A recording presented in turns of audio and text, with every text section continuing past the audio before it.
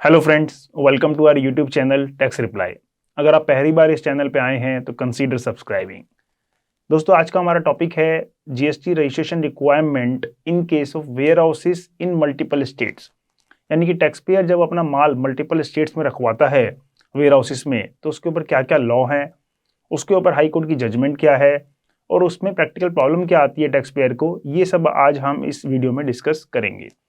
तो स्टार्ट करते हैं अपना टॉपिक। देखिए दोस्तों, सबसे पहले हम समझेंगे कि जीएसटी लॉ क्या कहता है इस कंडीशन में। Section 2 subsection 85 place of business को डिफाइन करता है। प्लेस ऑफ बिजनेस में साफ साफ लिखा हुआ है कि प्लेस ऑफ बिजनेस में क्या क्या आएगा।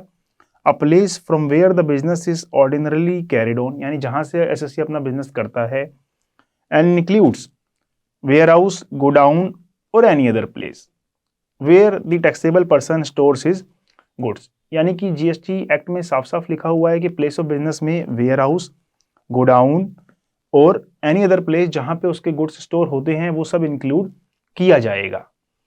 दूसरा, अगर हम आए सेक्शन 22 पे जो कि रजिस्ट्रेशन की बात कहता है, तो सेक्शन 22 में क्या लिखा हुआ है कि every supplier shall be liable to be registered under this act in the state, यानी कि किस स्टेट में रजिस्ट्रेशन लेना है, in the state from where he makes taxable supply of goods. यानी कि जिस भी स्टेट से टैक्स पेयर अपनी सप्लाई करता है उसको उस स्टेट में रजिस्ट्रेशन लेना मैंडेटरी है। ये सेक्शन 22 में लिखा हुआ है।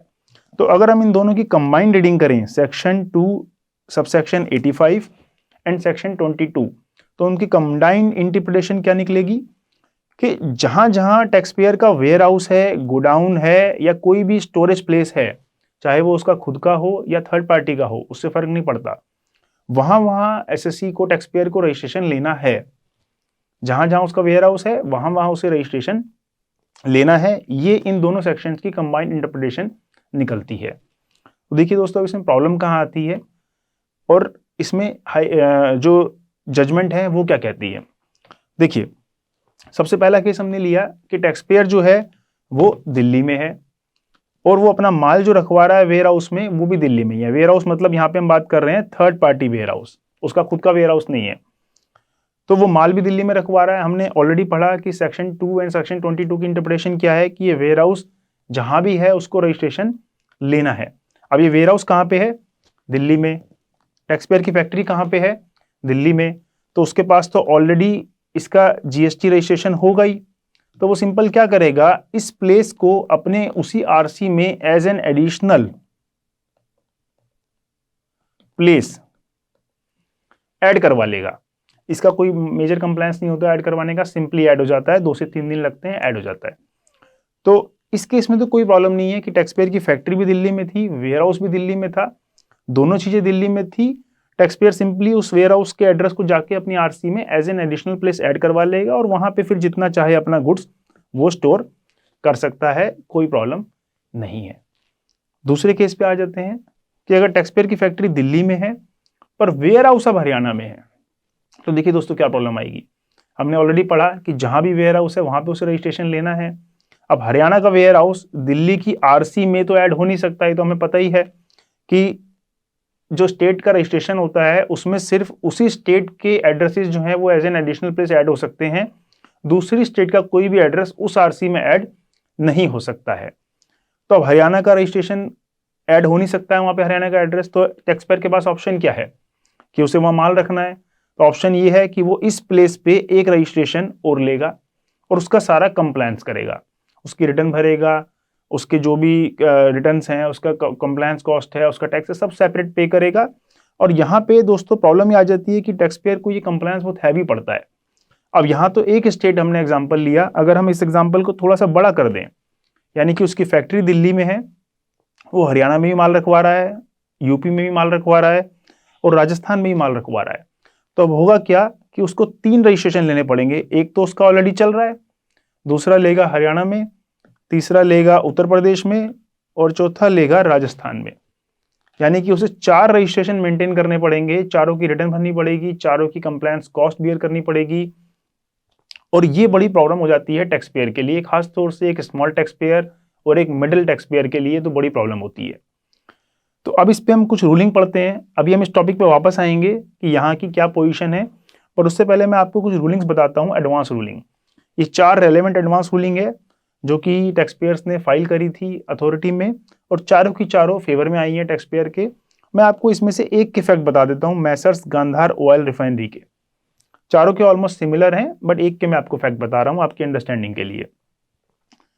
केस के फैक्ट क्या है कि एप्लीकेंट जो था वो इंपोर्टर था गुड्स का, वो इंपोर्ट करता था और उनका हेड ऑफिस मुंबई में था।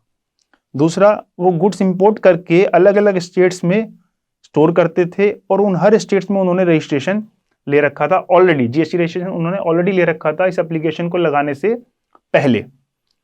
अब उनकी एप्लीकेशन क्या थी, अगर उन्होंने नंबर ऑलरेडी ले रखा है तो उन्हें तकलीफ क्या थी? उन्हें तकलीफ ये थी कि वो सारे के सारे नंबर कैंसिल कराना चाहते हैं। देखिए, they want to cancel the GST number of different states and do their business from Maharashtra.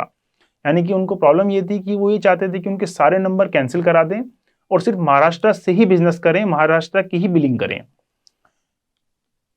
Fourth point में उन्होंने बताया कि उन्होंने नंबर लिए क्यों। भाई उन्होंने नंबर लिए क्यों, फिर उन्हें तकलीफ थी तो उन्होंने नंबर इसलिए लिए क्योंकि वो वैट में रजिस्टर थे उन सारी स्टेट्स में। तो वैट में रजिस्टर थे तो ऑलरेडी ऑटोमेटिकली वो जीएसटी में आ गए, तो सारे के सारे नंबर उनके एज इट इज चल रहे हैं जीएसटी में भी।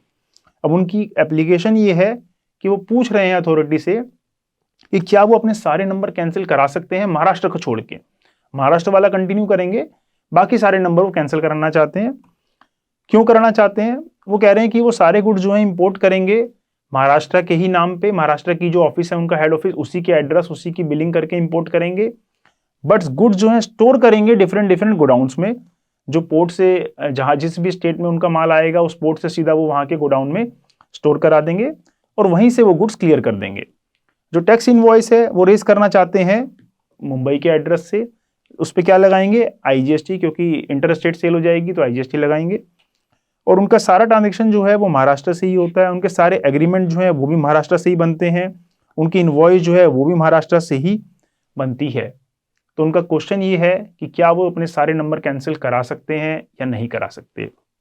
तो देखिए अथॉरिटी ने क्या कहा। अथॉरिटी ने कहा कि as per section 11 of IGST act, place of supply shall be the location of importer. यानी कि इंपोर्टर की जो प्लेस ऑफ सप्लाई है वो क्या रहेगी? लोकेशन ऑफ सप्लायर, जब वो माल इंपोर्ट कर रहा है। दूसरा उन्होंने कहा सेक्शन 22 हम ऑलरेडी पढ़ चुके हैं कि जिस भी स्टेट्स में वो अपनी टैक्सेबल सप्लाई कर रहा है वहां पे उसे रजिस्ट्रेशन लेना है, बाकी स्टेट्स में नहीं लेना। थर्ड में उन्होंने अपनी इंटरप्रिटेशन बताई कि hence we are of the opinion that place from where applicant makes a taxable supply of good shall be his location. क्योंकि वो इंपोर्टर है तो वो जो भी इंपोर्ट करता है उसकी लोकेशन जो है वही उसकी प्लेस ऑफ सप्लाई हो जाती है। तो इस केस में उसके सारे जितने भी वो गुड्स क्लियर कर रहा है अपने गोडाउन से, हम बात कर रहे हैं जो भी वो गोडाउन से क्लियर कर रहा है डिफरेंट डिफरेंट स्टेट्स में, उसकी प्लेस ऑफ सप्लाई क्या होगी? तो उसकी प्लेस ऑफ सप्लाई वो कह रहे हैं कि शैल बी हिज लोकेशन, यानी कि मुंबई। फोर्थ पॉइंट में उन्होंने अपनी जजमेंट दी। उन्होंने कहा कि even if applicant has godown in different states, हालांकि एप्लीकेंट के गोडाउन है डिफरेंट स्टेट्स में, but still applicant can clear the goods on invoice issued by the Mumbai head office. But applicant फिर भी अपने मुंबई हेड ऑफिस के इनवॉइस पे ही goods clear कर सकता है ऑन पेमेंट ऑफ आईजीएसटी इन महाराष्ट्र। महाराष्ट्र का आईजीएसटी लगा के सीधा गुड्स क्लियर कर दें महाराष्ट्र से ही, जबकि जो गुड्स एक्चुअल में फिजिकल उनकी लोकेशन है वो अदर स्टेट्स में है। And therefore they need not take separate registration in other states. इसलिए उनको अदर स्टेट्स में रजिस्ट्रेशन लेने की जरूरत नहीं है, ऐसा कहा एडवांस रूलिंग ने इन चारों केसेस में। चारों केसेस टैक्स पेयर के फेवर में आए हैं। लेकिन दोस्तों इनमें चारों जजमेंट में एक पॉइंट कॉमन है जो कैच करने वाला है, वो ये कि इसमें एप्लीकेंट जो था वो इंपोर्टर था। यानी इसमें एप्लीकेंट जो है वो डोमेस्टिक परचेजर नहीं था, यानी वो लोकल माल नहीं खरीदता था, वो इंपोर्ट करता था, इंपोर्ट करके ऑल ओवर इंडिया अपना माल सेल करता था। तो फैक्ट थोड़े से डिफरेंट हो जाते हैं कि हमारे जो केस होते हैं वो डोमेस्टिक वाले होते हैं। फॉर एग्जांपल अभी हमारे एक रिसेंटली क्लाइंट के साथ इंसिडेंट हुआ कि उनकी फैक्ट्री जो है वो दिल्ली में है, उनका माल रखा हुआ था वेयर हाउस हरियाणा में। वो माल अपना वापस मंगा रहे थे हरियाणा से और उन्होंने हरियाणा का नंबर नहीं ले रखा था, तो उनका माल बीच में रोक लिया गया। जब रोक लिया तो जीएसटी ऑफिसर ने साथ में जब गाड़ी चेक की गई तो उसमें बिल भी था, इनवॉइस और ई वे बिल भी था, दोनों चीजें थी। बट स्टिल उनकी गाड़ी जब्त हो गई। जीएसटी ऑफिसर ने कहा कि मैं ये ई वे बिल भी रिजेक्ट करता हूं और ये इनवॉइस भी रिजेक्ट करता हूं। क्यों? क्योंकि ये जहां से माल आपका आ रहा है वेयर हाउस से, ये आपके आरसी में ऐड नहीं है। तो आरसी में ऐड नहीं है तो आपका ये प्लेस ऑफ बिजनेस नहीं है, प्लेस ऑफ बिजनेस नहीं है तो आप वहां पे अपना गुड्स रख ही नहीं सकते। तो आपके गुड्स जो थे वहां पे इलीगल रखे हुए थे, इसलिए उन्होंने पूरी गाड़ी और गुड्स दोनों जब्त कर लिए। तो ये प्रॉब्लम ज्यादातर टैक्स पेयर के साथ आ रही है आजकल।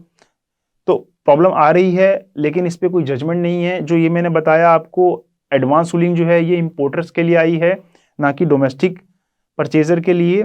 बट हाँ, ये इसकी जो प्रॉब्लम है वो डोमेस्टिक परचेजर भी फेस करता है, जो प्रॉब्लम ये इंपोर्टर फेस कर रहे थे। क्योंकि प्रॉब्लम जेन्युइन है कि सिर्फ इसलिए हर स्टेट में रजिस्ट्रेशन लेना जरूरी नहीं होना चाहिए क्योंकि वहां पे हमारा माल रखा हुआ है।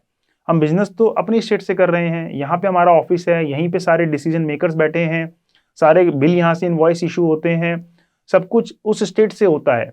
बट जीएसटी लॉ कहता है कि जहां जहां आपका वेयर हाउस है वहां वहां आपको रजिस्ट्रेशन लेना पड़ेगा। तो ये बड़ी ही प्रैक्टिकल प्रॉब्लम है जो टैक्स पेयर्स को फेस करनी पड़ती है, इसकी कंप्लायंस कॉस्ट बियर करनी पड़ती है। और हो सकता है अभी भी टैक्स पेयर्स को ही मालूम ना हो, कई टैक्स पेयर्स को, कि उन्हें उस स्टेट में रजिस्ट्रेशन लेना मैंडेटरी है। तो वो अपना ऐसे ही चलाए जा रहे हैं कि वो अपने नियर बाय स्टेट्स में, जैसे दिल्ली वाले जो फैक्ट्री होल्डर्स हैं, जो टैक्स पेयर्स हैं, वो अपना माल जनरली सोनीपत में, हरियाणा में रखते हैं, बट उन्होंने वहां पे रजिस्ट्रेशन नहीं ले रखा है। तो वो उनको ही प्रॉब्लम्स आ सकती है इन केस में कभी ना कभी। तो ये एक प्रॉब्लम है जो इसका सोल्यूशन गवर्नमेंट को देना चाहिए, कोई एक ईजी वे आउट निकालना चाहिए कि ताकि बिना रजिस्ट्रेशन लिए किसी तरह हम अपना कंप्लायंस कर सकें। तो दोस्तों, इस केस से रिलेटेड, इस टॉपिक से रिलेटेड अगर आपको कोई डाउट है, कोई क्वेश्चन है, तो आप हमें नीचे कमेंट बॉक्स में लिख सकते हैं, हम उसका आपको जवाब देंगे। Thank you.